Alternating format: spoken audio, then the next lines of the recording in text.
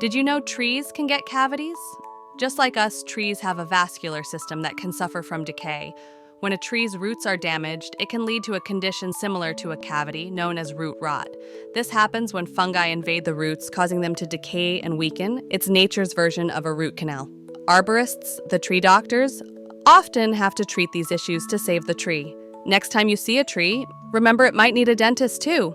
Like, comment, and subscribe for more fun facts.